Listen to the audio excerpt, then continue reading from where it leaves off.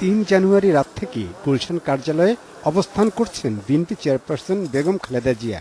একই সময় থেকে সেখানে অবস্থান করছেন তার ব্যক্তিগত কর্মচারীরা। বুধবার দুপুরে সবশেষ তাদের জন্য প্যাকেটে ভরা খাবার ভিতরে নেওয়ার সুযোগ দেওয়া হয়। তারপর থেকে আর কোনো খাবার নিতে দেওয়া হয়নি। রোববার দুপুরে যথারীতি রিকশা করে তাদের জন্য খাবার নেওয়া হলেও ফিরিয়ে দেয় পুলিশ। আজকে 1 সপ্তাহ হয়ে গেছে, খাবার এখানে বন্ধ, পানি বন্ধ।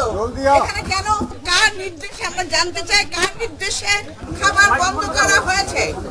তাহলে কর্মচারীরা 4 দিন ধরে কি খেয়ে আছেন প্রশ্ন ছিল তার কাছে। কেন দেশনেত্রী বেগম খালেদা জিয়া এইখানে খাবার বন্ধ করছে, তিনি আজকে খেতে পারছেন না? কারণ উনি তার যে নেতা কর্মী এবং স্টাফ আছে তাদেরকে অভুক্ত রেখে তিনি কখনো খেতে পারেন না। তিনি আজ পর্যন্ত খাবার তিনি অভুক্ত রয়েছেন। শনিবার পুলিশ দপ্তরে এক অনুষ্ঠানে এসব অভিযোগ নাকচ করে দেন আইজি AKM শহীদুল হক।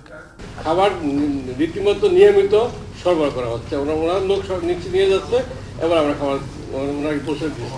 কর্মচারীদের খাবার ফিরিয়ে দেওয়া হলেও পরিবারের পক্ষ থেকে আসা খালেদা জিয়ার খাবার ভিতরে নিতে কোনো বাধা নেই। Shahabuddin Chowdhury, independent news, Dhaka.